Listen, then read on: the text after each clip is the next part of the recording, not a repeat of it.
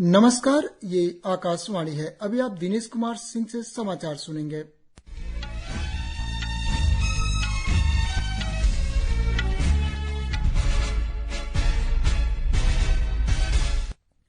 पहले मुख्य समाचार। प्रधानमंत्री नरेंद्र मोदी ने बेंगलुरु में G20 डिजिटल अर्थव्यवस्था मंत्रियों की बैठक को वर्चुअली संबोधित किया। देश भर के लोगों को बैंकिंग सुविधाएं उपलब्ध कराने के लिए खोले जा रहे जन धन खातों की कुल संख्या 50 करोड़ से अधिक। राष्ट्रपति द्रौपदी मुर्मू ने केंद्रीय वस्तु और सेवा कर संशोधन विधेयक तथा एकीकृत वस्तु और सेवा कर संशोधन विधेयक को दी स्वीकृति। G20 संयुक्त वित्त और स्वास्थ्य मंत्रियों की संयुक्त बैठक आज गांधीनगर में। ज्योति सुरेखा वेन्नम ने पेरिस में तीरंदाजी विश्व कप चरण 4 के सेमीफाइनल में पहुंची। अब समाचार विस्तार से। प्रधानमंत्री नरेंद्र मोदी ने कहा है कि भारत का डिजिटल सार्वजनिक बुनियादी ढांचा वैश्विक चुनौतियों के लिए सुरक्षित और समावेशी समाधान उपलब्ध कराता है।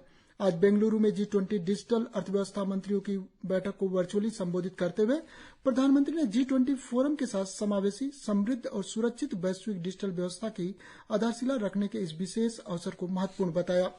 उन्होंने G20 देशों से वैश्विक प्रौद्योगिकी आधारित प्रणाली पर काम करने का आग्रह किया। श्री मोदी ने कहा कि इससे वित्तीय समावेशन और उत्पादकता बढ़ेगी। उन्होंने वैश्विक स्वास्थ्य प्रणाली निर्मित करने तथा सुरक्षित और उत्तरदायी आर्टिफिशियल इंटेलिजेंस के उपयोग की रूपरेखा स्थापित करने पर बल दिया। प्रधानमंत्री ने वर्चुअल वैश्विक डिजिटल बुनियादी ढांचा भंडार सृजित करने के लिए डिजिटल अर्थव्यवस्था पर G20 कार्यसमूह के प्रयासों का स्वागत किया। इससे सबके लिए पारदर्शी और विश्वसनीय डिजिटल व्यवस्था सृजित करने में मदद मिलेगी। श्री मोदी ने डिजिटल कौशल भंडार कार्ययोजना पहल का भी स्वागत किया। उन्होंने कहा कि डिजिटल अर्थव्यवस्था के वैश्विक प्रसार के साथ सुरक्षा चुनौतियां भी सामने आएंगी। इसे देखते हुए सुरक्षित, विश्वसनीय और समायोजी डिजिटल अर्थव्यवस्था के G20 उच्च स्तरीय सिद्धांतों पर सहमति बनाना महत्वपूर्ण है।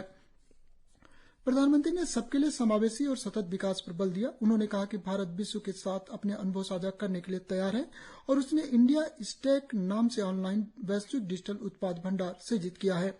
प्रधानमंत्री ने कहा कि प्रौद्योगिकी और विकास के लाभ हर एक तक, विशेषकर विकासशील और अविकसित देशों तक पहुंचने चाहिए। उन्होंने कहा कि भारत में 85 करोड़ से अधिक इंटरनेट उपयोगकर्ता विश्व की सबसे सस्ती डेटा लागत का लाभ उठा रहे हैं। प्रधानमंत्री ने कहा कि भारत में वित्तीय समावेशन में क्रांति आई है और लोगों को प्रत्यक्ष अंतरण का लाभ मिल रहा है। इससे संसाधनों की बर्बादी कम हुई है और $33 अरब की बचत हुई है। उन्होंने कहा कि कोविड पोर्टल समर्थित भारत के टीकाकरण अभियान से 2 अरब से अधिक वैक्सीन डोज देने में मदद मिलेगी। रेलवे, संचार, इलेक्ट्रॉनिकी और सूचना प्रौद्योगिकी मंत्री अश्विनी वैष्णव ने G20 डिजिटल अर्थव्यवस्था मंत्रियों की बैठक में भारत का प्रतिनिधित्व किया। उन्होंने अपने संबोधन में प्रधानमंत्री मोदी की परिकल्पना के अनुसार प्रौद्योगिकी के लाभ सब तक पहुंचाने पर बल दिया। उन्होंने कहा कि प्रत्येक नागरिक तक प्रौद्योगिकी का लाभ पहुंचना चाहिए और डिजिटल सार्वजनिक बुनियादी ढांचे के दायरे में सबका समावेशन होना चाहिए। उन्होंने आशा व्यक्त की कि आने वाले दिनों में आम लोगों को प्रतिस्पर्धी ब्याज दर पर डिजिटल ऋण की सुविधा उपलब्ध होगी। केंद्रीय विज्ञान और प्रौद्योगिकी मंत्री डॉक्टर जितेंद्र सिंह ने आह्वान किया कि भारत के प्रौद्योगिकी आधारित विकास के लिए अधिकाधिक निजी अनुसंधान फाउंडेशनों को सरकारी वैज्ञानिक विभागों में शामिल किया जाना चाहिए। कल नई दिल्ली में विज्ञान और प्रौद्योगिकी पर क्षमता निर्माण से संबद्ध पर एक कार्यशाला को संबोधित करते हुए डॉक्टर सिंह ने वैज्ञानिक अनुसंधान के लिए समान वित्त पोषण और अधिक निजी भागीदारी का आह्वान किया।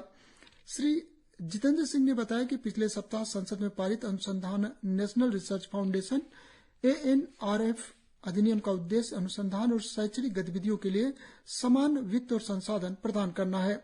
उन्होंने कहा कि प्रधानमंत्री नरेंद्र मोदी द्वारा परिकल्पित यह विधेयक भारत को नए क्षेत्रों में नवीन अनुसंधान का नेतृत्व करने वाले विकसित देशों की श्रेणी में पहुंचा देगा। इस विधेयक के माध्यम से कंपनियों को अनुसंधान और विकास में निवेश के लिए प्रेरित करना होगा। उन्होंने कहा कि सरकार एक अनूठी सार्वजनिक निजी भागीदारी इकाई की योजना बना रही है।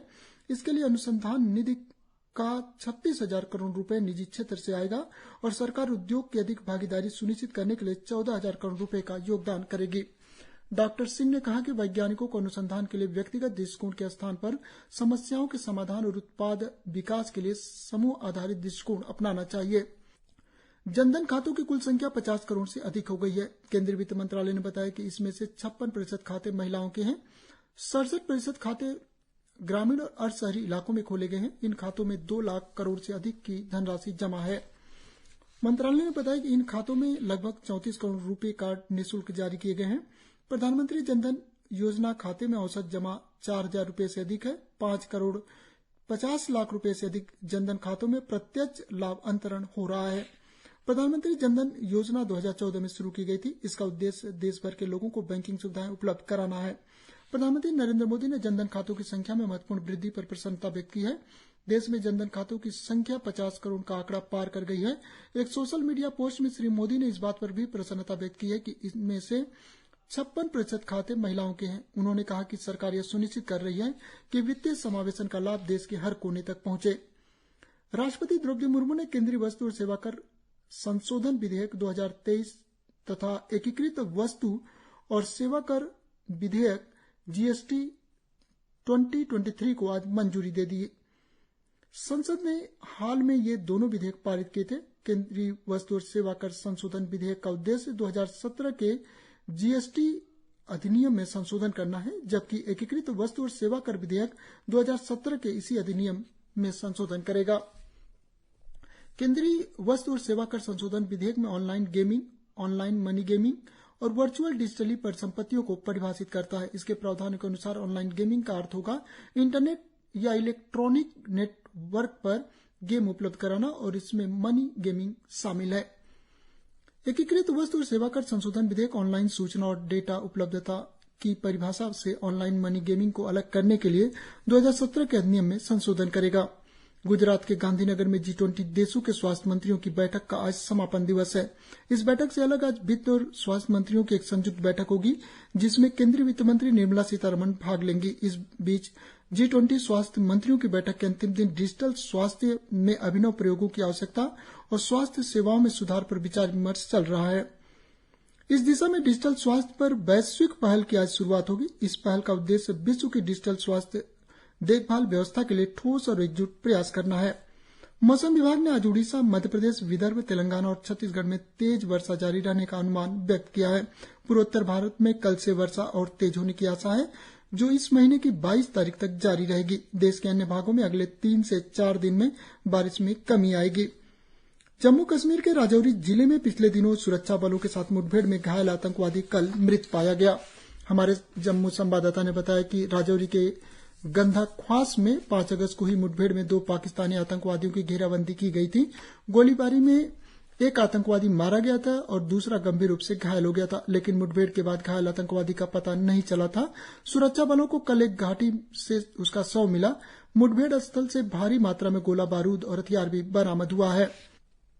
उत्तर प्रदेश के वाराणसी में यूथ 20 शिखर सम्मेलन 2023 के तीसरे दिन कार्यक्रम में भाग ले रहे अंतर्राष्ट्रीय प्रतिनिधि 5 चिन्हित विषयों भविष्य में उद्योग, कार्य भविष्य, नवाचार और 21वीं सदी के कौशल, साझा भविष्य, लोकतंत्र और शासन में युवा, जलवायु परिवर्तन और आपदा जोखिम में कमी लाने पर चर्चा कर रहे हैं। डबलिन में कल 3 2020 क्रिकेट मैचों की श्रृंखला के पहले मैच में भारत ने आयरलैंड को डकवर्थ लुईस नियम के अनुसार 2 रन से हराकर 1-0 की बढ़त ले ली है। जसप्रीत बुमराह की शानदार गेंदबाजी के बदौलत भारत ने आयरलैंड को 7 विकेट पर 139 रन पर आउट कर दिया। भारत ने टॉस जीतकर गेंदबाजी करने का फैसला किया था। भारत की ज्योति सुरेखा वेन्नम पेरिस में तीरंदाजी विश्व कप चौथे चरण के सेमीफाइनल में पहुंच गई हैं। कल उन्होंने मेक्सिको की डाफने क्विटेरो को 147-144 से मात दी। सेमीफाइनल में उनका मुकाबला ब्रिटेन की एल्ला गिब्सन से होगा। एल्ला गिब्सन ने क्वार्टर फाइनल में अदिति स्वामी को हराया है। इस वर्ष विश्व तीरंदाजी प्रतियोगिता में ज्योति अपनी टीम सहयोगी अदिति गोपीचंद स्वामी और परनीत कौर के साथ स्वर्ण पदक जीतने वाली पहली भारतीय तीरंदाज बनी। उन्होंने कंपाउंड महिला टीम फाइनल में मेक्सिको की टीम को हराया। विश्व एथलेटिक्स चैंपियनशिप आज से हंगरी के बुडापेस्ट में शुरू हो रही है। आज पहले दिन की स्पर्धाओं में 9 भारतीय खिलाड़ी भाग लेंगे। ओलंपिक स्वर्ण पदक विजेता नीरज चोपड़ा भारतीय दल का नेतृत्व करेंगे। भारतीय खिलाड़ी 15 स्पर्धाओं में भाग लेंगे। इसमें से 11 पुरुष और 4 महिला खिलाड़ी हैं। पहले दिन आकाशदीप सिंह, विकास सिंह और परमजीत सिंह बिष्ट पुरुषों की 20 किलोमीटर दौड़ में हिस्सा लेंगे। राष्ट्रमंडल खेलों के रजत पदक विजेता अविनाश साबले पुरुषों की 3000 मीटर स्टीप चेस में और साइली सिंह महिलाओं की लंबी कूद स्पर्धा में क्वालीफाइंग सत्र में भाग लेंगी। इसी के साथ समाचार बुलेटिन समाप्त हुए। नमस्कार।